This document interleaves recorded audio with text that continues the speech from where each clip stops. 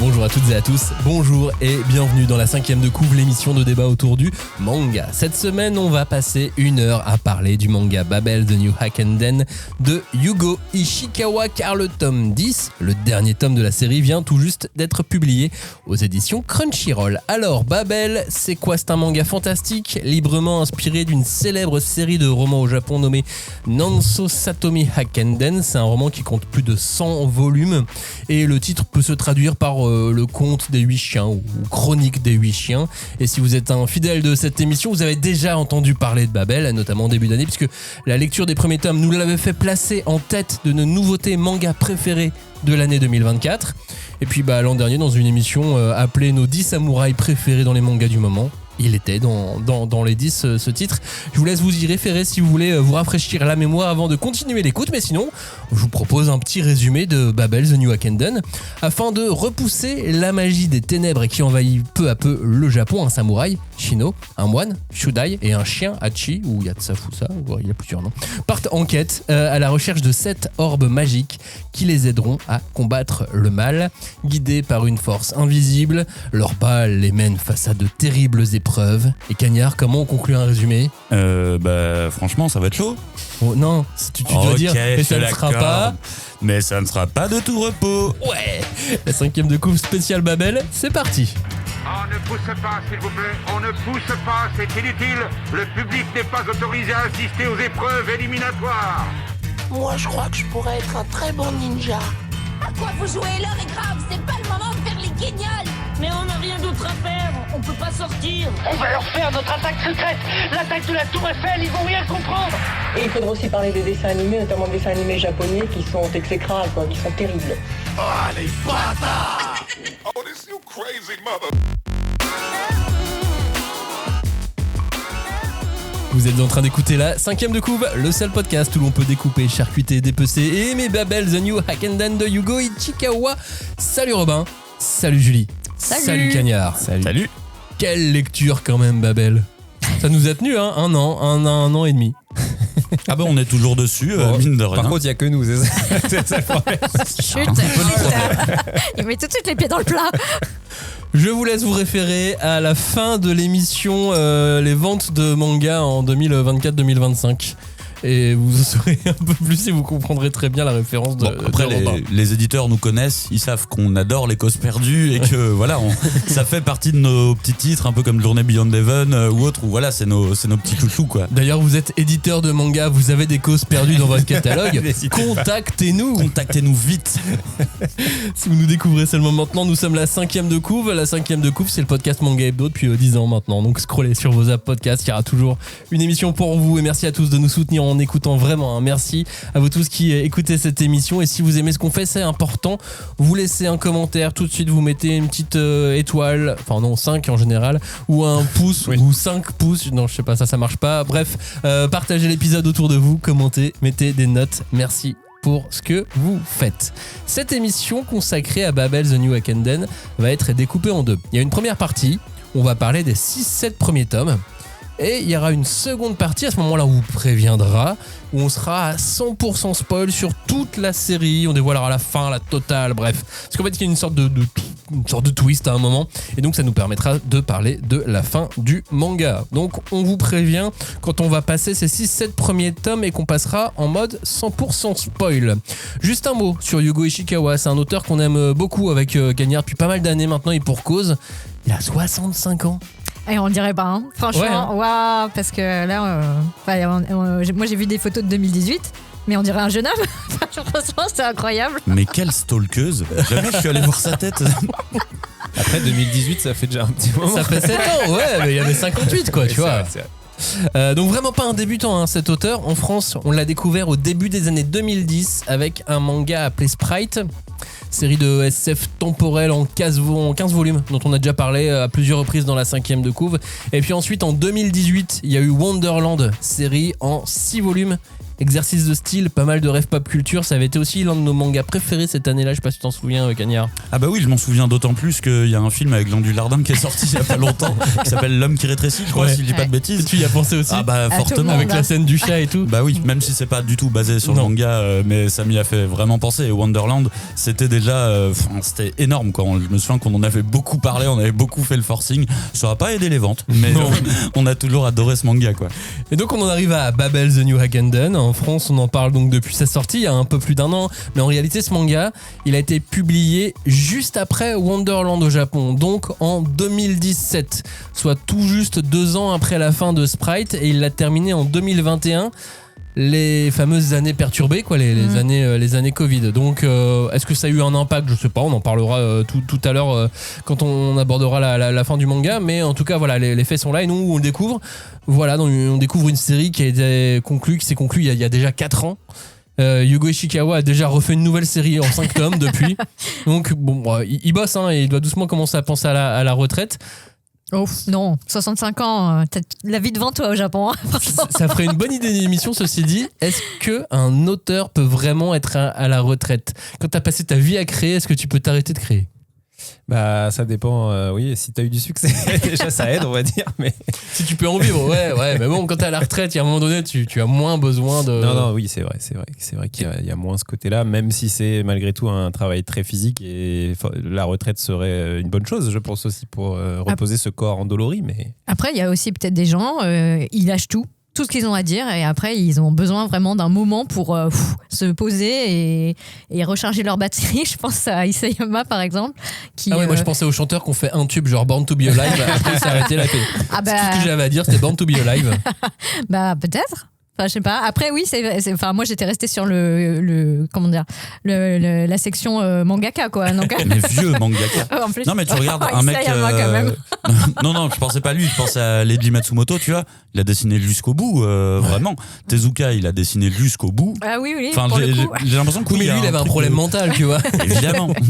Mais bon, le mec de Babel, après, je sais pas s'il a vendu tant que ça, s'il peut déjà partir à la retraite. Je sais pas. Après, lui, il a l'air d'avoir fait des séries pas forcément trop longues. Donc il a l'air d'avoir des choses à raconter, il a envie, t'as un peu l'impression qu'à chaque fois il pense, j'imagine, déjà au projet d'après et tout. Donc c'est pas tout à fait le même cas qu'un mangaka qui a fait une série fleuve et tu te dis genre l'auteur de Naruto quoi, qu'est-ce que je vais faire maintenant quoi. Et puis même sur ces dernières années il s'est même mis au scénario seulement et il y a un manga qui est sorti en France aux éditions de Chateau qui s'appelle The Zombie From No On. Il était que scénariste dessus, il y a ça aussi qui est possible parce que récemment dans une interview Julie il a déclaré qu'il était beaucoup moins performant qu'à l'époque pour faire ses planches. Oui, alors c'est la fameuse source de 2018 avec les photos, donc c'est pas si récent que ça. Mais oui, c'est une interview qui se termine où il dit que ça y est, sa vision baisse, il a besoin de lunettes, mais ça le fait chier de travailler avec, donc il préfère dessiner dans le flou et ensuite rectifier le tir avec ses lunettes, et je trouve que peut-être ça se ressent dans son dessin, je ne sais pas. Moi j'aurais dit que ça se ressent dans son histoire. Ça dépend, parce qu'en fait je sais pas si vous voyez, il y a certaines scènes de combat où justement il pose un flou dessus. Il a peut-être eu l'idée en enlevant ses lunettes, ça marche bien. En fait je pense qu'il dans son dessin, moi c'est un truc des fois qui même si j'aime beaucoup et je trouve que ça a quand même globalement de la gueule et du souffle, c'est vrai qu'il y a quand même pas mal de numérique, j'ai l'impression, dans sa technique, et des fois ça se voit un peu trop, et moi c'est un peu un truc où justement je me dis de temps en temps allez, revient un truc plus artisanal et tout, mais bon, j'imagine qu'il faut aussi qu'il tombe des planches et qu'il va peut-être plus vite comme ça, quoi. Pas tant que ça, parce qu'il disait justement qu'il voyait aussi qu'il avait pris de l'âge, parce que son rythme de travail avait vraiment drastiquement changé. Tu vois, là où il y a encore quelques années, il arrivait à faire 10 pages, vraiment ancrage compris, quoi, par jour. Là, il en était à 2-3 pages max. Attends, vraiment... 10 pages par jour ? Ouais. Mais c'est pas... C'est pas beaucoup. C'est pas humain. C'est pas louable. Après, je sais pas, parce qu'effectivement... Avec des assistants et tout. Il a peut-être les assistants, il a peut-être effectivement fait la bascule vers le numérique et il a gagné du temps comme ça. Mais t'imagines, si en plus à chaque fois il fait... le truc il des doit lunettes. faire le point avec ses lunettes et tout, il revient. Ouais. Après, je préfère que ça soit dans cet ordre-là que, tu vois, l'auteur de la série DRCL qui, lui, a avoué tranquille, pépouze, qu'il faisait des trucs nickel chrome, enfin, qu'il demandait à ses assistants de vraiment être hyper précis pour ensuite rajouter du flou parce que ça fait plus horrifique, tu vois. Enfin, après, Kyo Yashida, elle fait ça aussi. Hein. Elle dessine oui, et mais après, elle est toute s'aligne. seule. Oui, bon alors ça, c'est toi qui le dis. Ouais, dans sa tête, je suis pas sûr qu'elle soit toute seule. Et donc Babel. Babel, c'est donc une aventure dans un Japon du 16e siècle, 15e, 16e. Il y a des années comme ça. Bah, normalement, c'est vraiment, ils disent plusieurs fois, époque et locaux. Enfin, ça. À la fin de l'histoire, on est normalement en 1560. Ouais, donc 16e, c'est bon. Ouais. On est bien. Et ils partent à la recherche des 7 boules de cristal. Oui, c'est clair. Il y en a 8. Il y en a Oui, 8, mais oui, mais il y en a déjà une. Ouais, c'est Shino, bon, il en a une. Il en a déjà. Il en a déjà une. Shino, donc, ce samouraï, il est fils de samouraï déchu, donc mi-paysan, mi-samouraï, il cherche sa voie et forcément C'est sa voie Perceval, c'est bon, on le sait. l'emmène donc sur une quête. On est sur un manga d'aventure fantastique avec un esprit très très très sombre dès le début, quoi.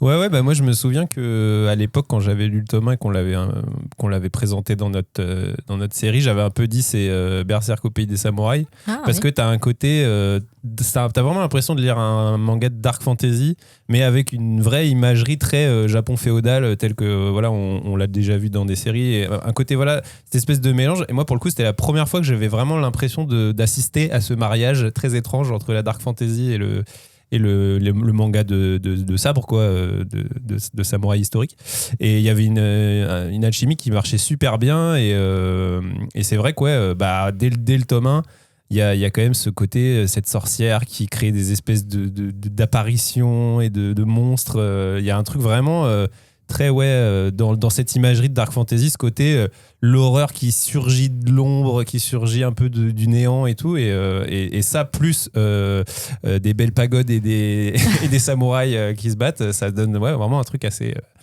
unique quoi. Assez classe et moi j'étais vraiment tellement vite embarqué par ce manga parce que j'ai aimé tout de suite les personnages principaux. Enfin, Shino, je l'ai tout de suite apprécié. Il est stéréotypé, soit stéréotypé du héros de manga d'aventure, du chevalier, du samouraï. Mais oui, il est beau, il est classe, il se bat bien. Il est noble, il est jeune, il a tout ce qu'il faut quoi. Bah tu vois, limite moi c'est peut-être le seul défaut que je trouve au manga, c'est peut-être l'incarnation des personnages que je trouve, comme tu dis, assez stéréotypé et que ça soit Shino ou les autres persos qui arrivent plus tard, c'est vraiment le seul point faible que je peux donner, c'est que je trouve que les persos sont pas si incarnés que ça, c'est des persos qu'on connaît, qu'on a déjà vu, des stéréotypes, voire des stéréotypes physiques parfois qui correspondent à leur caractère, donc c'est peut-être le seul élément, mais par contre je suis complètement d'accord avec toi, sur le premier tome, ce qui m'a conquis, c'est vraiment le souffle épique de l'aventure et en le lisant, bah Robin t'as carrément raison parce que moi j'y voyais quasiment une chanson de geste, tu vois, qui est un récit traditionnel médiéval où vraiment En plus, avec le recul maintenant, je me souviens qu'au début, je savais pas du tout ce que je lisais. J'avais juste ouvert le PDF et j'étais persuadé d'être tombé sur un de ces mangas super chiants, historiques, avec le Shinsengumi, tu vois. Bien, encore un. Non, mais vous savez le genre de manga dont je parle. Et je me souviens que justement, dans ce titre, ce qui m'avait fasciné, c'était la manière dont le fantastique rentre dans le récit et rentre de manière horrifique. Et j'avais limite l'impression qu'il y avait un traitement rationnel de la magie dans ce titre, et ça m'a vraiment donné un ton très particulier dès le début, quoi. Bah, c'est quelque part, ça s'explique parce que c'est, comme disait Maxime en introduction, un titre qui a une longue histoire en fait, qui est vraiment un roman feuilletonnant du XVIIIe siècle, mais qui prend place dans ce Japon féodal qui est déjà fantasmé en fait au moment où donc Kyokutei Bakin a réutilisé cette imagerie féodale, etc., pour créer une saga mais monstrueuse, parce que ça lui a pris presque 30 ans de sa vie. Ouais, c'est plus de 100 tomes, c'est le One Piece de l'époque. C'est nous face à Stranger Things, avec un passé fantasmé des années 90 où l'or, c'était pas comme ça, mais bon, c'est pas grave. Bah, lui, c'est un peu plus loin quand même, hein, tu vois, il n'avait pas du tout vécu cette période-là, mais du coup, il a... comment dire, c'est vraiment un texte qui est fondateur, parce qu'il était très populaire, il a été adapté de 1001 façons et ça a donné des dramas, des films, des séries télé, des jeux vidéo à notre époque où il y a une vingtaine d'années, c'était vraiment le pic du dessin animé, etc. Un peu les Trois Mousquetaires peut-être pour l'époque, qui était un récit hyper populaire, qui était feuilletonnant, qui sortait toutes les semaines ou toutes les 2 semaines, en tout cas. Il y avait moins de tomes. Oui. Mais il y a quelque part cette idée de la chevalerie, d'avoir des personnages nobles. Et effectivement, l'un des points forts de ce récit, c'est qu'il a été créé par quelqu'un qui vivait à une époque où la guerre, c'était un souvenir. Il n'a pas connu du tout.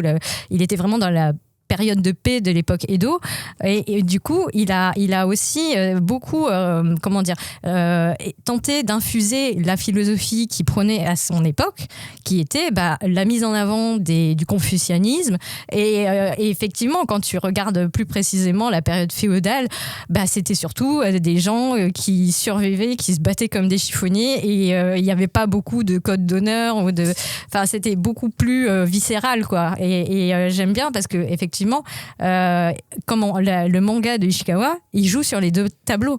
Mais moi j'allais dire aussi que c'est un truc qui me plaît pas mal, c'est que clairement tu sens des ingrédients, on va dire, de récits très traditionnels. Tu vois, c'est quand même l'ombre versus la lumière, il y a une princesse, il y a un chevalier, il y a un truc où tu pourrais te dire mais il n'y a rien de surprenant là-dedans, c'est vraiment la trame la plus classique qu'il puisse y avoir quoi. Moi au début je me suis dit ok en fait quand ils ont écrit le fameux bouquin Le héros mille et un visages qui te donne le schéma des contes qui fonctionnent dans le monde entier, en fait, il s'est inspiré de ça, de The New Hackenden, tu vois. Clairement, il te prend une trame. En plus, c'est vrai, ils vont chercher les 8 guerriers, donc les 7 boules de cristal. Enfin, tu sais, t'as l'impression que le truc, la trame, tu la vois, tu te dis, mais il n'y a rien de plus classique que ça. Et malgré tout, c'est un manga qui n'arrête jamais de te surprendre, quoi. Et je me dis, c'est assez ouf d'avoir réussi à créer, encore une fois, un mariage très étrange entre une trame, un fond en fait qui est quand même vraiment classique de chez classique quoi. C'est vraiment les forces de la lumière versus les forces des ténèbres quoi.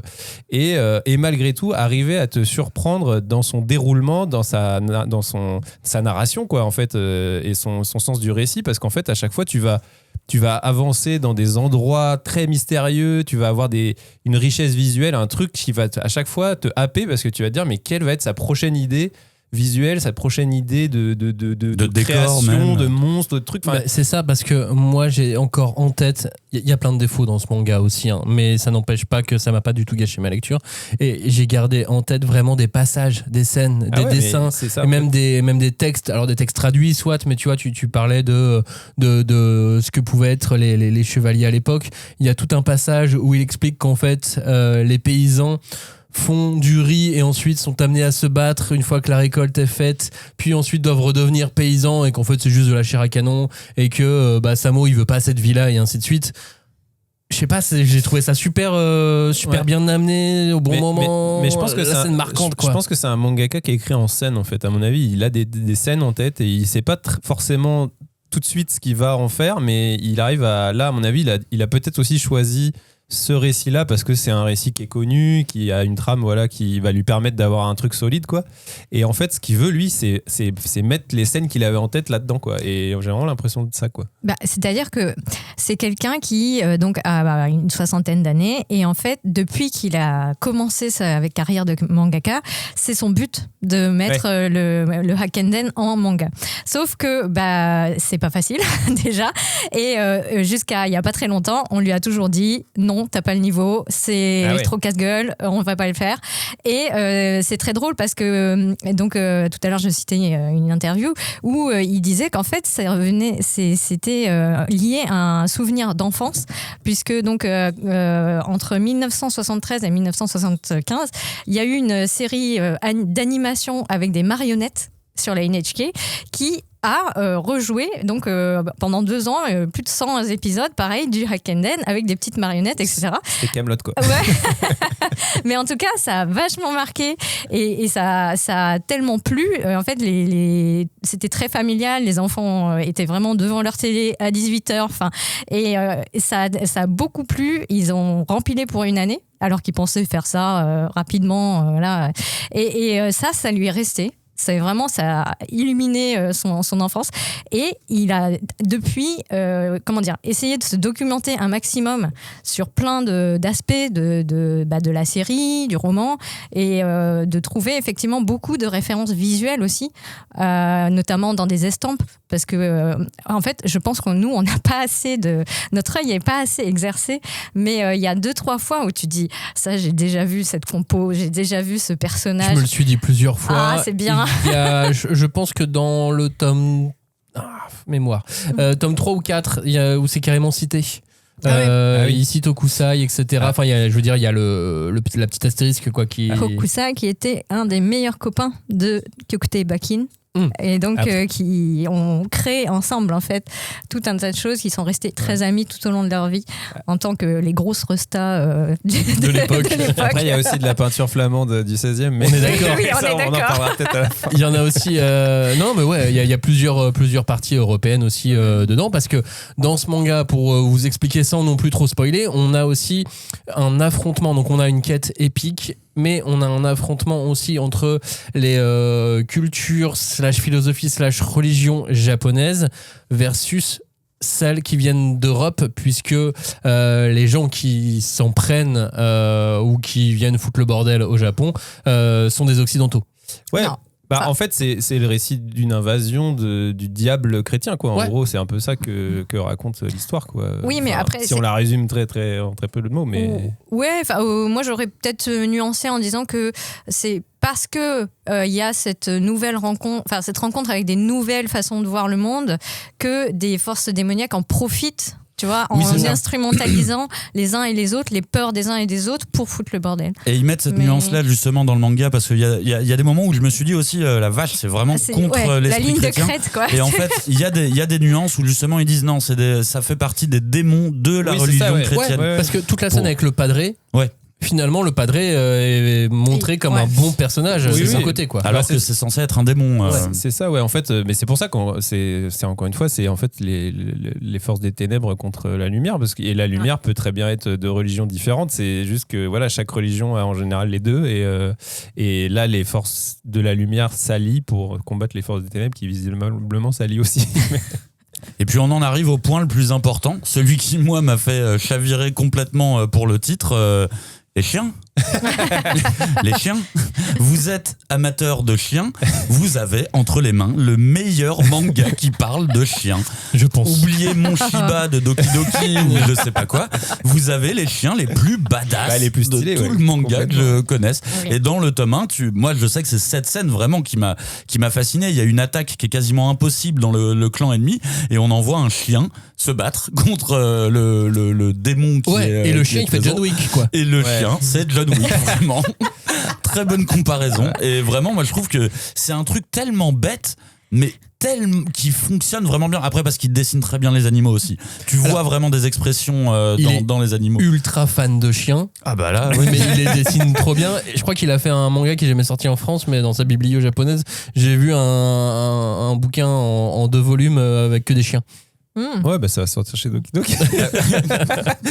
Ah bah en fait, éditeur, sortez toute la carrière. Peut-être que ce sera pas le début de la carrière. Parce qu'il a commencé genre en 85. Avant, il avait été assistant de Naoki Urasawa.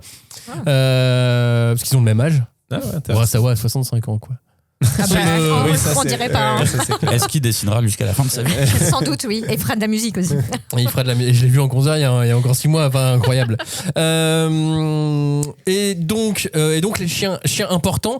Et c'est aussi ça pour rattraper ce qu'on disait il y a quelques instants sur le stéréotype des personnages. Oui, exactement. On est sur des personnages qui incarnent des guerriers chiens. Donc forcément, il va se servir aussi du caractère cabot que peuvent avoir ces personnages, et en plus inspiré donc de romans avec des personnages déjà décrits, j'imagine, et relativement stéréotypés, en tout cas connus comme tels au Japon. Non, en fait, je voulais juste préciser qu'il y a eu une confusion aussi sur ce titre, parce que donc dans Hackenden, il y a effectivement la légende des 8 chiens. Et en fait, ils voulaient gagner de la place sur les couves, et ils ont fait sauter le signe qui voulait dire guerrier. En fait, normalement, c'est les guerriers chiens. C'est Hakenshi. Mais dans le manga, ils sont appelés comme ça d'ailleurs. Voilà, c'est les guerriers chiens. Mais sur la couverture, ça tenait pas. Alors attention, quand on parle de guerriers chiens, c'est pas des hommes qui se transforment en chiens. Mais oui, mais il y a plein de gens qui ont cru ça. Il y a plein de gens qui ont cru ça. Et en particulier, on disait tout à l'heure, donc Hokusai aimait beaucoup Bakin, mais il ne voulait pas travailler sur cette œuvre, donc il l'a confié à son gendre. Et son gendre adorait les chiens, donc il fait oh trop cool. Et il a pas lu le truc, mais il a mis des chiens partout. Et donc les gens étaient persuadés qu'il y avait des chiens tout le temps dans l'histoire, alors qu'en fait pas tant que ça, tu vois. Dans le manga, il y en a tout le temps. Ouais. Du coup, il a dû jouer sur ça. Ça se trouve, c'est un clin d'œil à ce truc-là. Mais moi, je voulais revenir sur ce que disait Cagnard sur les personnages, parce que moi, je suis pas tout à fait d'accord sur le fait que c'est un point faible du titre, parce que justement, moi, je trouve qu'il a un vrai talent, l'auteur, pour introduire ces nouveaux persos. Tu vois, genre, on sait très bien, effectivement, encore une fois, la trame est classique. On sait qu'ils vont chercher les 8 guerriers. Donc, on sait très bien qu'on va les avoir, tu vois, les 8. Ouais, mais et on a que 10 tomes. Voilà, et je trouve qu'à chaque fois que tu en as un nouveau qui arrive, il y a quand même un vrai soin de la manière dont il introduit son perso, quoi. Moi, je trouve qu'à chaque fois, ils ont... Alors après, c'est comme dit Maxime, c'est 10 tomes, donc c'est vrai que t'as pas beaucoup de place pour les développer, quoi. 8 personnages principaux pour 10 tomes, ça fait peu de place.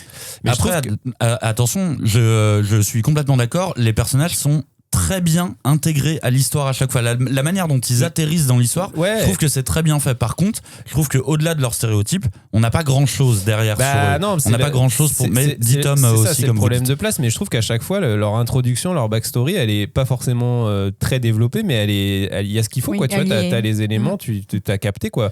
Et enfin, tu vois, je trouve que, moi, c'est... En plus, je crois que c'est une des parties que je préfère dans le manga, c'est justement à partir du tome 2, je crois. Donc, quand ils arrivent dans l'espèce de... Le gladiateur de cité arène incroyable, genre vraiment c'est ce truc, tu te dis mais c'est quoi, c'est de la fantaisie, quoi. Là on est plus dans c'est de la fantaisie réel, quoi, et encore une fois je me dis les codes, mais direct, un tournoi, tome 2. Mais et ce perso, quand il arrive, l'espèce de guerrier un peu qui a un regard de taré, là, je sais pas, il y a un côté, il arrive, il en impose direct, quoi. Et en plus, Shino, il flippe parce qu'il se dit, c'est qui ce mec, alors que pourtant, tu sais que Shino, c'est un mec qui sait bien se battre et tout.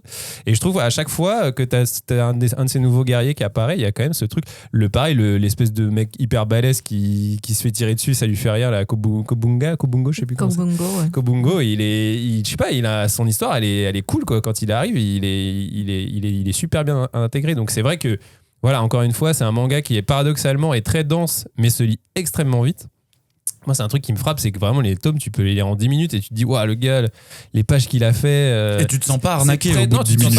Tu te sens pas arnaqué, et en plus, ça te reste dans la tête. Ouais, parce que il arrive à créer des images quand même à chaque fois, même si je parlais de son utilisation numérique des fois qui me fait un peu sortir, mais malgré tout, il y a toujours des moments où ton œil va s'arrêter, tu vas dire là t'arrives sur une espèce de double page complètement dingue, et donc t'as pas l'impression de te sentir lésé, même si la lecture est rapide, mais elle est d'une fluidité et en même temps avec de la richesse visuelle qui fait que t'en as pour ton argent quelque part. Moi je trouve que t'es vraiment au spectacle. Tu pourrais limite avoir un saut de popcorn tellement il y a des effets spéciaux, les trucs deviennent gigantesques, ou t'as des espèces de retournements de situation, mais en fait c'était, tu vois, t'es quand même happé tout le temps. En fait t'as pas de temps mort, quoi. Et c'est ça, et puis il y a une générosité visuelle, parce que moi ça me fait un peu penser à un auteur qui s'appelle Geoff Darrow qui fait Shaolin Cowboy, qui est un comics. Pareil, c'est un mec, il va te dessiner des pages et des pages de hordes de zombies qui se font découper à la tronçonneuse. Il n'y a pas un texte. Donc le truc, tu peux très bien le lire en 5 minutes, mais le gars, tu sens qu'il a mis un soin tout particulier à faire ses pages. Et vraiment, dans Babel, on sent un peu ce truc de un gars qui finalement transige pas le travail pour finalement des pages qui peuvent se lire très vite. Mais effectivement, le revers de la médaille, ou en tout cas justement l'effet positif, c'est que c'est des images tellement fortes qu'elles te restent, quoi.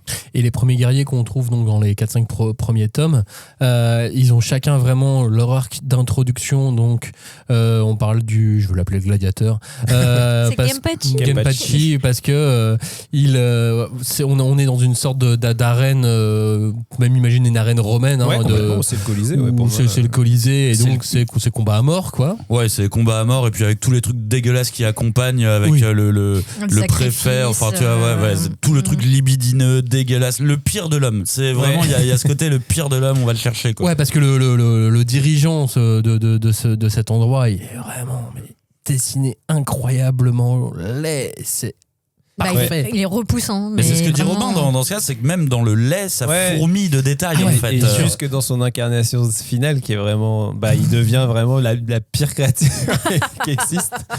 C'est-à-dire une immense bouche à merde, quoi. Et ensuite, troisième héros qu'on rencontre. Là, on est aussi sur un jeu avec la façon dont c'est amené comme une sorte de chasse. Donc, on t'amène une chasse aux chiens. Donc déjà, toi, t'es là, tu lises New Hackenden, Babel. Tu vois des chiens partout, tu fais c'est trop bien. Oh là là. Et alors là, t'arrives sur une chasse aux chiens. Tu fais non, mais ça va pas la tête. Déjà, donc t'es outré, ça se fait mal. Ce qui est typique des récits médiévaux japonais, tu vois, enfin t'as ça dans la dernière série du mec d'Assassination Classroom, Elusive Samurai, il y a ça, la chasse aux chiens. Mais c'est marrant parce que je trouve que si tu regardes à peu près les différentes phases du récit, Julie, tu disais que c'était du grand spectacle, je suis complètement d'accord, j'ai l'impression qu'il a fait des espèces de lettres d'amour au genre, où vraiment t'as le récit de gladiateur, à un moment t'as le récit de zombie, cette partie-là, moi j'ai vu un battle royal, parce tu que vois, du coup, vraiment. Ensuite ça devient une chasse à l'humain. Ouais, c'est ça. Et c'est comme ça qu'il l'amène. Et tout ça est l'idée par les chiens. Littéralement, tu suis les chiens, c'est les chiens qui t'amènent à la prochaine étape. Et effectivement, même si j'ai moins adhéré au personnage ou j'ai eu moins d'affect, je vous jure que l'apparition de ces chiens, c'était ce que j'attendais à chaque fois. Je voulais savoir, parce qu'il y a toujours un chien qui vient indiquer au personnage genre waf waf, suis-moi, on y va. Et rien que ça, je trouve ça trop cool, tu vois. Alors que ça pourrait être vu comme un Deus Ex. Bah oui, complètement. Mais c'en est un de toute façon. C'en est un. Mais un Deus Ex, c'est pas forcément une mauvaise chose. C'est vrai. Mais et à chaque fois, t'es là, tu fais super. Ça veut dire que là, le récit va prendre une. Oui, c'est ça. On va avancer au prochain monde de jeux vidéo. C'est ça. Mais c'est un peu, en vrai, c'est un peu ça. C'est à chaque fois, c'est un nouveau monde. Et du coup, faut bien trouver un liant pour les faire passer de l'un à l'autre et trouver la solution. Et c'est des chiens trop stylés à chaque fois. Qui viennent en plus t'aider dans les combats, parce que les chiens ont le rôle du messager, mais sauf que y a un des personnages principaux, c'est un chien, c'est pas un guerrier chien, c'est un chien magique. Guerrier chien. Chien, guerrier, chien, enfin les deux fois, quoi. Oui. Mais il est pas, qui a rien d'humain, quoi. Alors que les autres restent humains. Lui, c'est juste un chien. Alors qu'il a marché pendant 1000 jours aux trois quarts. C'est un sage bouddhique. C'est un chien un peu, quand même, semi-divinité, quoi. Tu vois, il est quand même important. C'est pas n'importe quel chien, quoi. Et ensuite, donc, les chiens participent au baston, aux bagarres, ce qui donne des scènes. Qu'on n'a jamais vu, qu'on n'a jamais vu un combat avec un chien. Enfin, moi, j'en avais jamais vu dans des mangas. Horde de chiens qui poussent des roues à bois. Le jeu de quilles, de zombie quilles versus les chiens, c'est. Avec un hommage au Seigneur des Anneaux et au bouclier de Orlando Bloom aussi. Oui, c'est vrai que ça skate un tronc d'arbre avec le chien sur le tronc d'arbre et tout, mais c'est trop bien, franchement. Et donc, dans ce manga, il y a plein de choses comme ça qui ont l'air complètement anachroniques. Si ça vous paraît décousu ce qu'on raconte, c'est normal en fait, parce que le titre est comme ça, mais c'est hyper jouissif. C'est jouissif et c'est fluide. Parce que je reviens sur la rapidité de lecture et même le plaisir, cette petite sensation, ce petit picotement que tu as en découvrant toutes ces pages qui s'enchaînent, et tu fais mais qu'est-ce qu'il va me faire après, quoi. Mais le plaisir de lecture, le pur plaisir de lecture, je veux dire, je vous l'ai écrit sur Messenger, je prenais aucune note pendant que je lisais le manga, parce que j'étais là, je suis désolé, mais là je suis dans le titre en fait, et je les ai vraiment enchaînés. Il était hors de question que je m'arrête même 2 secondes pour écrire un truc que j'ai vu ou quoi que ce soit. Je dis non, juste prends le shoot de kiff, d'adrénaline, parce que c'est vraiment ce que j'ai ressenti à la fin de plusieurs tomes. Je ne pouvais pas m'endormir, j'avais de l'adrénaline vraiment, parce que c'est tellement épique que ça te prend comme quand tu vois un très bon film ou autre, et c'était compliqué de me calmer après, parce que j'avais envie d'en lire encore plus. Et qu'est-ce qu'on peut dire du personnage de Shudai? Non, pas les chiens. Des moines, en fait, de comment ils sont représentés dans ce manga. C'est assez ambivalent. Il y en a un qui est super badass. Mais même le vieux à la fin. Je sais pas quoi en penser finalement de ces personnages de religieux. C'est compliqué, comme disait Robin tout à l'heure, parce que au début, on te présente le combat de deux religions, et en fait, c'est un peu plus subtil que ça. Et effectivement, du coup, eux, en tant que moines, ils sont, c'est comme si d'emblée, ils étaient bons. Ils étaient dans le bon camp et c'est vrai que le personnage de Chudai il est intéressant parce qu'en fait c'est un guerrier repenti et qui a du coup dédié sa vie à aider donc la princesse Fusée à retrouver donc ses 8 perles et combattre le mal, et donc accompagné de son fidèle chien ce chien saint, je sais pas, et en fait c'est lui qui représente aussi la part de doute finalement. C'est ça qui est intéressant parce que il est censé être la personne la plus proche de la croyance, de la foi pure et dure, et en fait tu le vois douter énormément, toujours en train de se poser des questions et être aussi dans une espèce de compassion très très forte envers la plupart des guerriers qui sont des jeunes gens, alors que lui, il a déjà eu une vie avant, etc. C'est ça que j'ai trouvé assez curieux et intéressant à la fois, c'est-à-dire qu'au début, tu le vois quand même comme un personnage badass, tu penses qu'il sait ce qu'il fait, et il avoue qu'en fait, il a aucune idée de ce qu'il fait et qu'il est comme tout le monde. Heureusement qu'il y a les chiens. Ouais, non mais c'est ça que je trouve assez fou. Il y a même un moment donné où il fait en fait, je suis vraiment pas assez fort. Oui, c'est ça. Où il lui-même va s'entraîner, s'entraîner à sa manière. Mais par contre, au début, c'est lui qui quadrille un peu la situation. C'est lui qui ramène du rationnel dans le fantastique. Mais effectivement, il est très vite dépassé au final par les forces en présence. C'est ça, ouais. Au début, c'est un peu le Hannibal de l'agence Tourisque. C'est lui qui a le plan, quoi, tu vois, et qui dit ce qu'il faut faire, où il faut aller, etc. Puis il a toujours un cigare à la gueule à la bouche. Les autres guerriers, ils se laissent un peu porter, tu vois, ils ont pas vraiment... ça leur tombe un peu dessus, quoi, entre guillemets, tu vois, même la rencontre avec Shino, c'est un gars qui n'était pas prédestiné à être un héros, tu vois, c'est juste... C'est un hasard qu'il En gros, le hasard, les circonstances l'amènent à devenir un de ces guerriers-là, et en fait, chacun est un peu dans le même cas de figure, c'est que c'est un truc qui leur tombe dessus. Et Chudai, au début, c'est un peu le gars qui, lui, sait à peu près quand même ce qu'il faudrait faire pour combattre les ténèbres et tout. Et après, effectivement, au bout d'un moment, il se retrouve lui-même dépassé, quoi. Surtout que le manga commence avec lui, au final. Oui, ça commence avec son long voyage, le moment où il a réussi à accéder au stade de super guerrier bouddhiste. Je sais pas comment on appelle ça. Super bouddhiste. C'est un asset. Ce qui est aussi étonnant sur un manga aussi court, 10 volumes, c'est que l'aventure en elle-même commence vraiment en fin du tome 2. Oui, ça c'était ce qui nous avait choqué quand on avait lu le tome 1, on était là, il se passe rien. Quand même, la blague il y a entre l'attaque nous. Du chien, dès le oui, tome 1. Le chien John Wick. La blague entre nous, c'était ok, tome 0. Et après, au début, j'ai pensé que le tome 1 était un tome 0. Ensuite, j'ai découvert le tome 2 et je me suis dit, le tome 1 est le tome -1. Le tome 2 est le tome 0 et l'aventure commence au tome 3. Mais en fait, ce qui est étonnant, c'est ce que je disais, c'est qu'on a l'impression que ça se lit vite, que du coup ça a pas démarré, mais en fait si tu prends du recul tu te dis mais si, il s'est quand même passé pas mal de trucs. Mais en fait ce qui est bizarre dans ce manga aussi, c'est les fins de tome, ils sont très étranges. T'as toujours l'impression que le tome se termine au milieu d'une action et tu sais, ça fait pas fin, quoi. Ça fait peut-être fin de chapitre éventuellement, mais normalement fin de tome il y a quand même une espèce de mini-arc qui est censé se boucler, et là pas du tout. Donc c'est vrai que c'est pour ça que c'est un peu... T'as toujours un peu du mal au final à distinguer les tomes les uns des autres, parce que leur fin est toujours un peu abrupte, quoi. Il y a ça, et puis pour avoir fait une relecture multiple des premiers volumes, en fait ça supporte tellement bien la relecture et tout un tas de choses, parce qu'il y a énormément de mots, je vais utiliser le terme de compliqué, de noms propres, de mots que tu ne connais pas, il y a même des textes en sanskrit. Oui, voilà.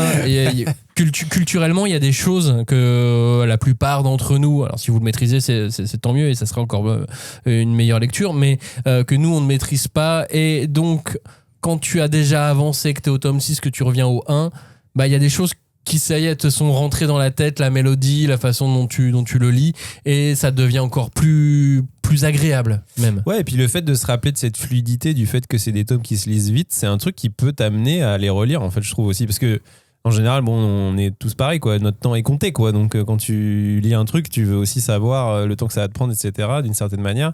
Et là, vu qu'on l'a déjà lu, on sait que ça se lit vite, mais en même temps c'est riche, donc du coup c'est un manga où moi je sais que je vais le relire, quoi, alors que je peux pas dire ça de même des séries que j'ai beaucoup aimées. Il y en a plein où je me dis non, mais j'aurai jamais le temps dispo pour relire. Mais en fait, c'est très intéressant parce que je pense que cette impression est beaucoup liée au style graphique. Ouais. Parce qu'il a l'impression, enfin comment dire, il est dépouillé et il a une certaine neutralité, je sais pas comment dire.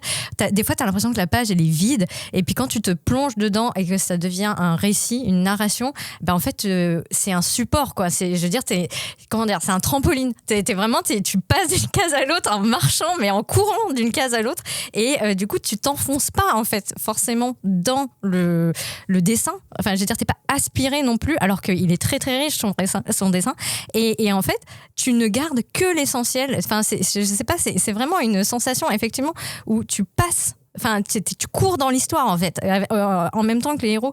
Donc, comme disait Cagnard, enfin, je crois qu'on est tous d'accord autour de la table, c'est ça, t'es hyper heureux à la fin parce que t'as l'impression d'avoir fait une espèce d'action, d'avoir un shoot de super hormones, là, d'être content d'avoir ça, et c'est un manga qui t'accroche, enfin je veux dire, comment dire, ça n'accroche jamais la lecture, c'est toujours très fluide, et je pense parce que dans son dessin aussi il y a un côté très lisible, quoi, tu vois, les scènes sont lisibles, et c'est peut-être aussi pour ça de temps en temps qu'il se dit ce fond là je vais le faire avec de la 3D, ou je sais pas trop quelle est sa technique, mais il y a des fois quand même on a l'impression qu'il utilise des outils numériques pour on va dire aller à cette espèce d'efficacité, mais au final c'est vrai que c'est ça qui fait que ta lecture est fluide, parce que ton œil n'accroche jamais sur un bug de narration ou une case qui aurait l'air trop chargée ou un truc que tu comprends pas. Tout est tout cool, quoi, et du coup c'est vrai que c'est assez frappant, et en même temps il y a des images aussi où ça t'arrête, parce que tu te dis waouh, là quand même, souvent c'est ces ouvertures de tomes d'ailleurs où c'est généralement c'est le nouveau niveau, donc t'as toujours une espèce de double page où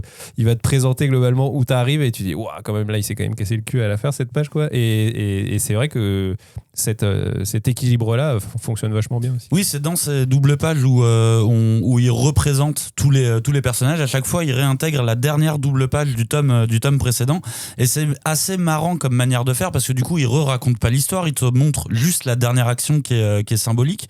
Et je pense que, alors vous avez raison de parler du dessin, parce que le style un peu enlevé, effectivement, il te donne envie d'aller vite, et c'est un manga qui te donne envie d'aller vite de toute façon.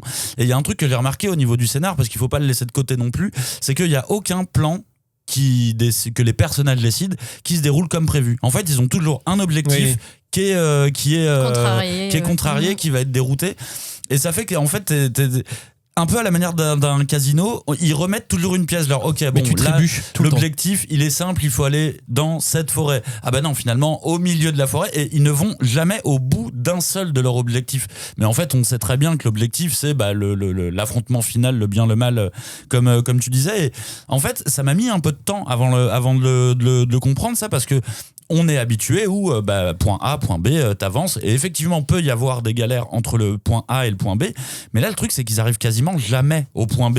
Il y a toujours un truc qui les fait détourner et qui les amène sur un nouveau point B, et c'est hyper malin en fait comme manière de redynamiser à chaque fois le nouvel arc, on va dire. Et comme tu disais, moi les arcs, je les vois vraiment comme le récit de samouraï, le récit de zombie, et du coup ça te donne vraiment une espèce d'addiction à la suite du récit, quoi. Nous sommes aux 2/3 de cette émission. Nous allons donc vous spoiler très largement. On va vous donner la liste de tous les chiens présents dans les 10 tomes de Babel. Et les races, et si c'était... Bref. Non, on va à partir de maintenant spoiler toute l'émission. Donc si vous voulez vous arrêter là, merci d'avoir écouté la 5e de couve. Vous retrouvez Babel, les 10 tomes sont dispo en librairie, sauf que très peu de librairies les ont en stock. Donc il faut les commander. Voilà, il faut les commander, mais tout est disponible, les 10 tomes de Babel The New Hakenden de Yugo Ishikawa. Donc merci à tous d'avoir écouté. Si vous nous quittez maintenant, et si vous restez avec nous, eh bien restez là, et bienvenue dans la fin de Babel The New Hakenden, puisque à partir donc du twist, Là, je spoil. À partir du twist, on découvre que c'est aussi un manga de science-fiction. Aussi. Alors, mais est-ce que c'est si surprenant? En même temps, moi j'ai vu même du manga de kaiju à un moment, tu sais, avec l'énorme mouche à merde. J'étais là, bon bah voilà, très bien, on est parti sur du kaiju. Oui, mais ça, t'as c'est aussi un fantastique. dragon et tout. Enfin. Oui, mais il y a le dragon, il y a la mouche géante. Il invoque tellement d'éléments de pop culture qu'au final, la SF, why not? Fonce, la SF avec des samouraïs, c'est parti. Et donc on découvre que c'est un manga de SF avec des personnages qui viennent du futur, de notre époque, quoi. De notre époque, qui débarquent. J'avoue que ce petit passage m'a un peu, j'ai eu un petit décrochage mental. Oui, moi aussi. J'ai eu un décrochage mental en me disant, alors surtout que ces personnages ne viennent pas de nulle part. Moi, je les ai reconnus. Personne d'autre autour de la table les a. Si, tu les avais reconnus, mais t'avais pas lu Sprite. Si. Ah si, t'avais lu Sprite. Oui, mais il y a longtemps. Et du coup, j'avais oublié certains trucs. Parce qu'en fait, il a relié Babel The New Hakenden au manga Sprite. C'est là que ça se complique. Enfin, c'est là le coup de génie en même temps.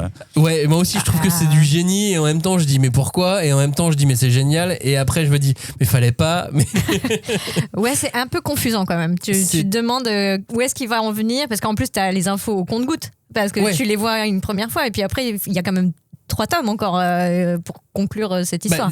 Il y a que 3 tomes en fait pour conclure cette histoire. Je me dis attends, mais il a que 3 guerriers ou 4.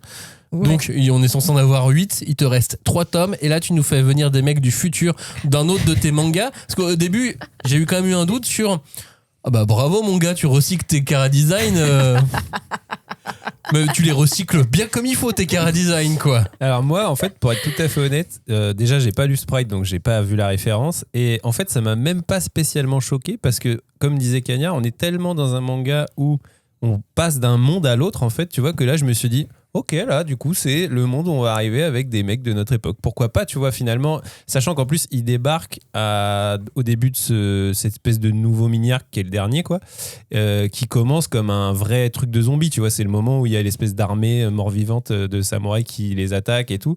Et déjà, dans un lac. L'ambiance de ce début d'arc, elle est chelou, tu vois. C'est un truc que tu n'avais pas encore lu dans Babel, tu vois, cette espèce de vraie incarnation vraiment horrifique où ça bascule dans le récit de zombie. Et en fait, comme le récit de zombie est complètement on va dire collé avec le fait que ça se passe à notre époque, toutes les histoires de zombies qu'on a lues ou qu'on a vues, c'est des trucs qui se passent à notre époque avec des gens qui ont des flingues. Et bah du coup, je sais pas, le fait de voir un récit de zombies avec des mecs qui ont des flingues, je me suis dit bah en fait c'est assez naturel quoi. Donc ça m'a pas, en fait finalement ça m'a pas tant choqué que ça, alors que je pense que c'est clairement une rupture voulue par l'auteur de dire là je vais les attraper, et vraiment c'est tellement déjà complètement what the fuck tout ce qui s'est passé avant que moi ça ne m'a même pas particulièrement choqué quoi. Bah tu vois justement le truc des zombies, moi je pense que c'est peut-être à ce moment-là que j'ai le plus pris ma claque visuelle, parce que là pour le coup le niveau de dessin je trouve qu'il devient complètement dingue, et effectivement l'arrivée d'un mec avec une mitraillette, pourquoi pas, parce que tu sais ça m'a rappelé beaucoup Yann chez Glénat. Ce côté foutraque justement de j'aime les trucs pulp, alors du coup je vais mettre plein de trucs différents. Du coup il n'y a pas de robot géant par contre, ça, il n'y a pas de robot géant. Bah, le truc moi c'est que du coup je suis tout de suite allée regarder dans Sprite. Ah oui, tu t'es arrêté. Et en fait, mauvaise loueuse. J'avais oublié, mais il y a des passages de ouf. Tu vois des samouraïs chargés dans des centres commerciaux à cheval et tout. Et là, je me suis dit, mais comment j'ai fait pour oublier ce genre de scène, enfin, et là, c'est, tu vois, limite les zombies. Moi, j'avais un petit côté, Walking Dead, tu vois, mais je sais pas, c'était comme dit Robin, quelque chose de plutôt lié à la pop culture et pas forcément à ce qu'il avait dans sa tête, mais en fait au final, au bout des 10 tomes et même des 15 tomes de Sprite, tu te dis mais c'est tellement poussé quoi, comme volonté de vouloir faire s'imbriquer les objectifs de personnages qu'il avait laissé tomber aussi depuis quelques années. Donc c'est enfin je sais pas, c'est assez enfin, tu te reposes pas. Mine de rien, ça colle avec le récit. On parle de morts vivants, que les démons soient capables de ramener des humains à la vie, et il invoque même World War Z, je trouve, à un moment où quand tu vois la horde de zombies qui monte. Et alors moi du coup j'ai lu Sprite, mais j'ai absolument pas fait le lien. Du coup j'étais vraiment ça m'a fait penser à Yann à ce moment-là. Je me suis dit des voyageurs temporels, pourquoi pas. Et un peu plus tard, à un moment t'as le prêtre qui qui amène ces deux personnages-là, enfin un des prêtres, et il leur montre, il fait mais c'est quoi ça derrière au bout de la montagne là, et on voit une énorme vague noire qui arrive, et c'est là que ça m'a sauté à la gueule. Je fais mais attends, je la connais cette vague noire, je la connais même très bien. C'est Hokusai. Et ouais, c'est Hokusai, c'est Dark Hokusai on va dire. Et j'avoue que déjà, j'ai trouvé ça génial parce que je me suis dit, le mec nous fait la fin de sa série sortie il y a quoi, 10 ans peut-être maintenant ? Pour nous, oui, mais à l'époque de ce manga, oui. Moins. Et je me dis, il fait la suite de sa série. Je trouve ça génial. C'est en toute discrétion. Et il l'a fait en plus. Et c'est logique parce que tu as des samouraïs dans Sprite, justement.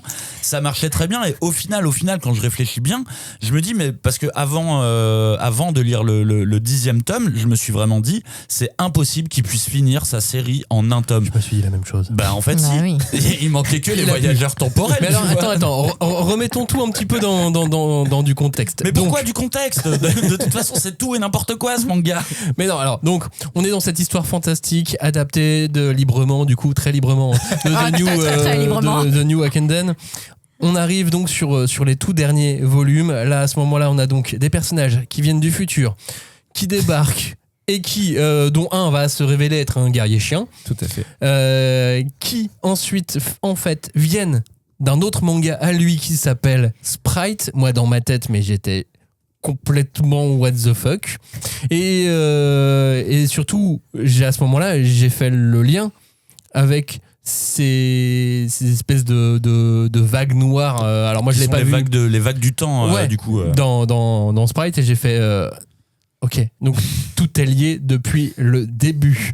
Je me suis fait piéger, mais comme un petit lapin quoi. Il y a une phrase très précise pour ce genre de cas de figure. Ils sont pas nombreux. Ça s'appelle le crossover le plus improbable de l'histoire. Alors, t'avais une question d'ailleurs. Tu te demandais si c'était un dérivé, un spin-off ? C'est la première idée que j'ai eue, tu vois, de me dire c'est peut-être juste un spin-off. Ces personnages vous les avez vus, mais en fait non, c'est hyper bien. Tout est hyper bien imbriqué au final quoi.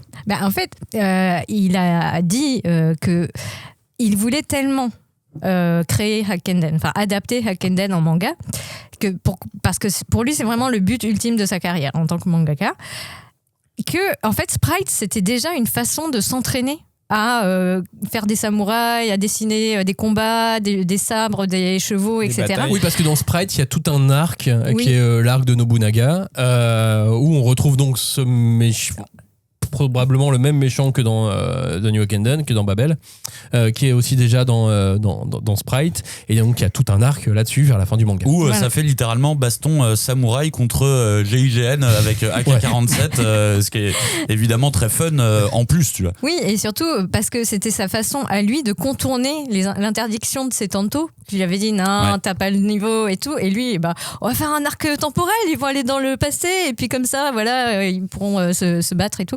Et en fait, ça théorie, en gros, enfin la théorie de ces personnages, c'est que le personnage de Oda Nobunaga étant possédé par le mal. Alors ça, j'ai pas la réponse de pourquoi comment, mais il faut l'extraire du temps, l'extraire de l'histoire pour que le Japon connaisse ne connaisse plus la guerre, caste, et une société plus égalitaire. Ouais, c'est même littéralement Lucifer à la fin, ce qu'on découvre. Très vampire. Il y a un côté très. Moi, il me fait Dracula penser aussi. Moi, il me fait penser à Zod, mais dans Berserk. Mais à la toute fin. Ouais, quand il a sa forme d'espèce de. Alors moi, la toute fin, genre dernière page, il m'a fait penser au créateur dans To Your Eternity. Oui, alors moi, en fait, finalement, ce manga m'a fait pas mal penser à To Your Eternity les aussi. chiens. Non, mais la fin aussi, tu sais, le côté quand ils se battent tous et ils meurent tous les uns après les autres et ils se transforment en boule de lumière et tout. Je sais pas, il y a un côté très sacrifier sa vie pour le truc, puis en plus tu sais à ce moment-là qu'en fait ils sont déjà morts, et du coup ça m'a vachement fait penser à on va y revenir aussi. Et effectivement, même race de chien, je crois, To Your Eternity et Babel. Chacun des guerriers qui reçoit donc un orbe est finalement déjà mort depuis le début, au moment où il a l'orbe. Comment vous avez accueilli cette révélation Bah c'était super, hein. En vrai j'ai trouvé ça super parce que ça me paraissait pas d'un artifice supplémentaire pour rajouter encore de l'émotion. Je trouvais que ça fonctionnait hyper bien avec l'histoire. En fait on a déjà assisté à leur mort et je trouve ça vraiment génial pour le coup. Ce qui est génial c'est que la révélation... Mais tu me dis pas ce qui est génial, c'est moi qui dis. Mais il est déchaîné ce soir. Ce qui est génial c'est que ça se passe en 4 pages. Ouais. Enfin vraiment Oui, c'est vrai, il c'est vrai. réussit à tout concentrer comme ça et on se dit on a toutes les infos comme ça qui se déploient d'un coup. Mais et à un moment ça, donné, c'est vraiment c'était tellement d'un coup que je me suis demandé si c'était vrai. Ah oui moi aussi. Oui par contre Genre les personnages sont pas en train de faire des mythos peut-être, tout est possible quoi. Moi ce que j'ai bien aimé dans cette révélation c'est la façon dont comme on disait au tout début de l'émission donc Lucifer essaye de manipuler en fait le dernier guerrier en lui disant ah mais vous faites la même chose et vous pensez que vous êtes des bons mais vous aussi vous utilisez des morts pour combattre parce qu'il lui disait c'est pas bien les zombies il faut respecter la vie. Bah c'est ça la révélation elle est là, elle est pile à ce moment-là. Ouais, mais alors moi je l'ai pas comprise tout de suite à ce moment-là, je l'ai compris un tout petit peu après et la scène que j'ai trouvée extrêmement touchante c'est quand Magobé, donc un des personnages de Sprite qui arrive dans Babel, se retrouve avec comment il s'appelle Tsushima, Oui. le Yakuza, et qu'il découvre que Magobé a lui aussi un orbe et qu'il est donc déjà mort. Alors ils sont tellement attachés, ils ont vécu tout Sprite ensemble, quoi. Alors que lui non. Ouais. Et c'est vrai que pour le coup, moi qui trouvais que les personnages n'étaient pas super bien incarnés, enfin incarnés de manière basique, je vais pas dire mauvaise, mais vraiment basique, là j'ai eu un vrai moment émotionnel pour le coup dans le manga. Ouais. Et le move en plus d'endormir Tsushima pour pas qu'il se retrouve dans la baston finale et que c'est lui qui libère tout le monde, parce qu'en plus il était... alors Sprite, de quoi parle Sprite?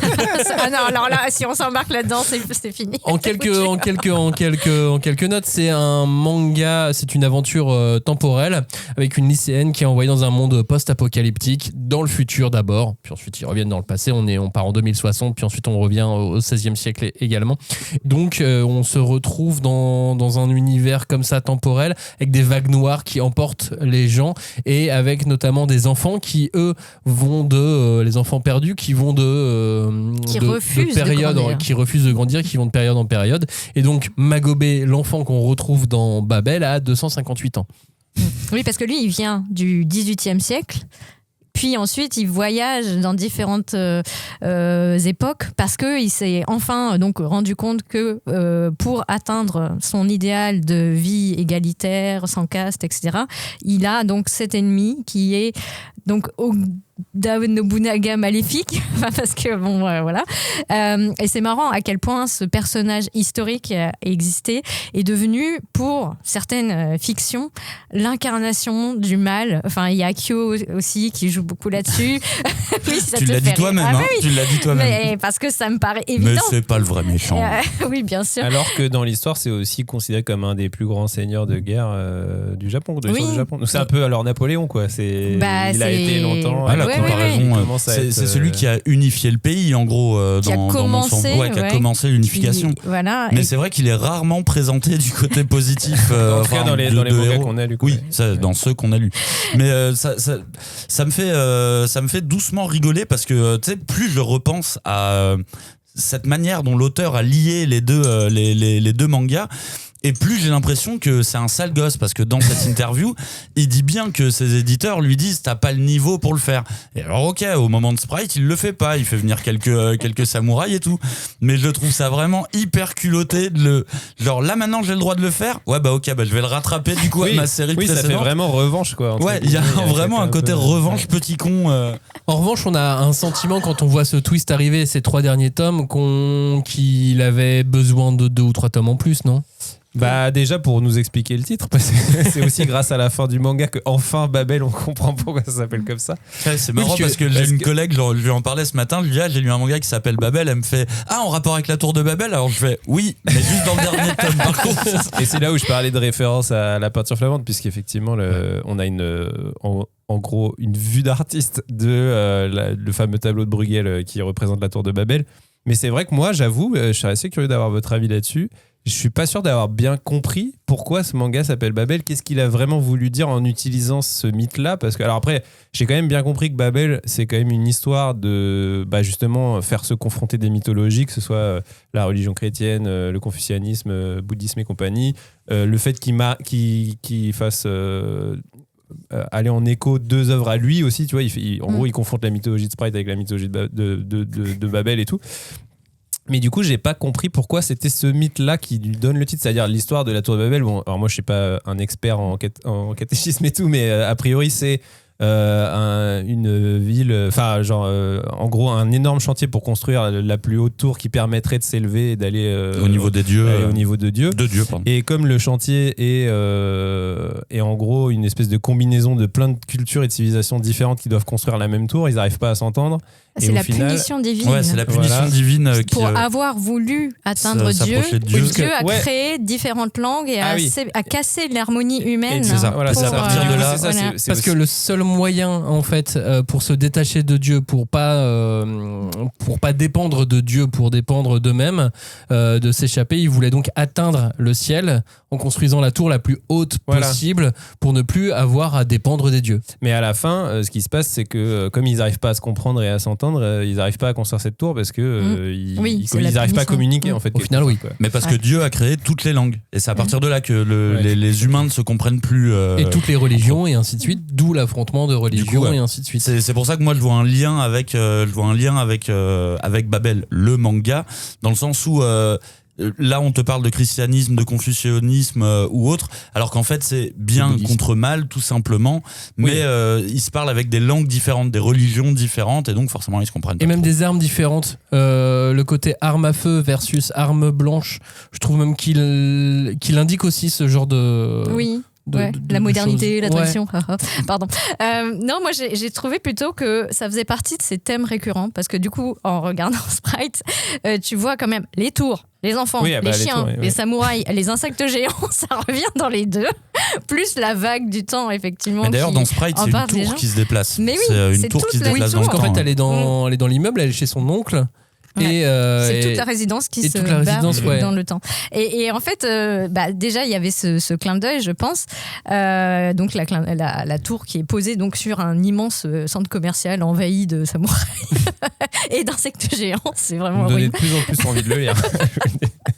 Mais moi, je sais pas. Oui, je pense que c'est ça. C'est plutôt une espèce de référence au fait que les personnages, finalement, leur quête finale, c'est de retrouver une harmonie, une entente entre tous les hommes, quelle que soit leur religion et quelle que soit leur langue et leur culture. Et ce qui est assez beau aussi, c'est que en fait, la solution, c'est de ne pas aller vers la destruction. Ils enferment en fait les démons les plus puissants. La princesse Soucé, à un moment, elle enferme. Il y a une autre princesse qui, se suicide. En incorporant un être maléfique, mais il n'y a pas de destruction du mal parce que sinon ce serait devenir le mal. Et je trouve que cette réflexion, elle est finalement assez poussée. Et pourtant, il l'a fait intervenir 3 fois, 4 fois, mais il ne s'attarde pas dessus. Ouais, puis c'est que des Japonais au final. En gros, on n'a rien compris, Robin. Désolé. Mais non, mais après, moi, je trouvais que, ouais, effectivement, le côté quand tu vois le jeune Mago Ebe, c'est ça, qui se promène dans la peinture de Bruegel. C'est fou carrément. Aussi d'avoir eu cette idée-là. Je pense qu'il y avait ce plaisir-là aussi, tout simplement, de se dire, à mon avis, comme tous les artistes normalement constitués, il est fan de Bruegel, parce que c'est le plus grand peintre de l'histoire. Mais non, après, c'est peut-être comme tu as dit de mon aussi. Point de vue, mais du coup, je pense que ce tableau a dû le faire rêver, comme tout. Voilà, la plupart des gens qui voient ce tableau, en général, phase un peu dessus. Et c'est vrai que je pense qu'il y a ce plaisir aussi de se dire, je vais aller dans cette tour qui est représentée en peinture. Ouais, tu vois. mais tu sais, comme tu disais au début de l'émission, il avait envie de dessiner ça. Oui, peut-être c'est il y a ça, moyen. ouais. Après, le truc, c'est que c'est le titre qu'il a donné dès le tome 1, donc c'était Après, ce qu'il avait en tête. C'est ça. Après, c'est vrai que le titre, c'est Babel the New Akenden. Donc déjà, le titre confronte les deux mythologies et les deux religions d'une certaine manière. Donc, qu'on peut voir donc à Vienne, la tour. Tout à fait, de je l'ai Babel, vu. de La Bruegel. plus belle collection de Bruegel, vous pouvez la voir au musée de Vienne. Un mot sur la fin, ce qu'il faut qu'on termine cette émission. On n'a pas trop parlé de tous les personnages. Si jamais aussi vous voulez revenir sur un personnage en particulier, vous pouvez. Yugo Ishikawa nous a habitués, que ce soit avec Sprite, que ce soit avec Wonderland. Et donc là, maintenant, Babel a des fins abruptes, secs, en 3 pages. Ah bah là, c'est pas l'attaque des titans. On n'a pas le chapitre bonus pour nous dire prenez-la comme vous voulez.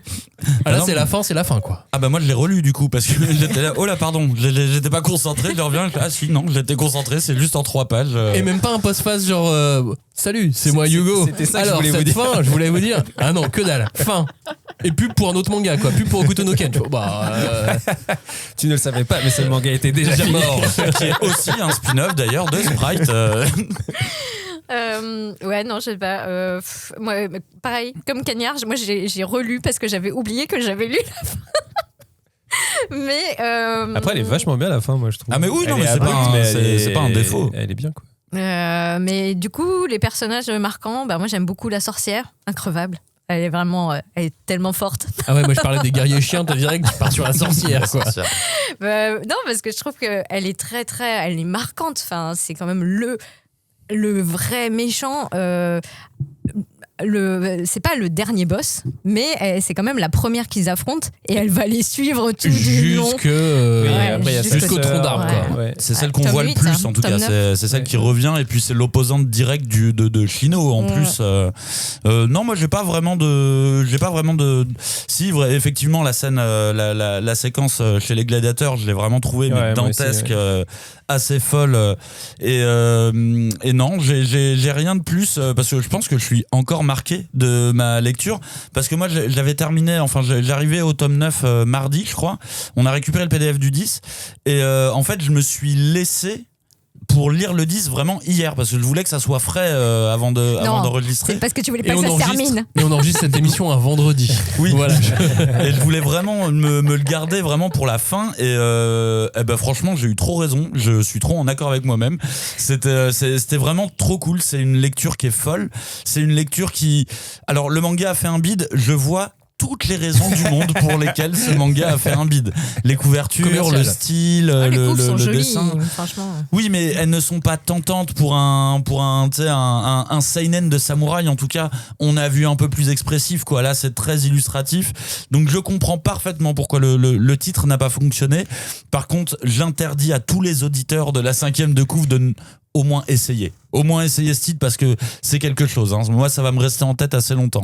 On dit que l'important c'est pas la destination mais le voyage. J'ai trouvé le voyage un peu trop court moi, parce que finalement on s'amusait bien dans ce voyage et effectivement j'ai encore plein de souvenirs et c'est vraiment un manga de relecture et ça fait plaisir d'avoir ça dans sa mangatech en plus, d'autant que ça me donne encore plus envie de relire d'autres mangas et quand un manga te donne envie de lire d'autres mangas mais de se relire lui, je fais en fait t'es peut-être pas parfait mais tu fais ton boulot tellement bien. Ouais, et puis du coup, relisez Sprite. Faut aussi, c'est voilà. vraiment. Sprite, lié, quoi. donc manga qui est en arrêt de commercialisation physique.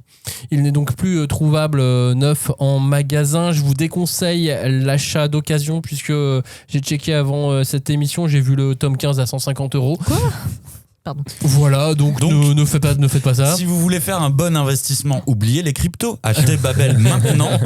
Dans 6-7 ans, je pense Vous pourrez le revendre, ouais, c'est vrai, prenez plusieurs collections intégrales. Et donc, en revanche, sachez que la distribution numérique, elle, est toujours valable. Donc, vous pouvez trouver Babel sur tous les e-librairies.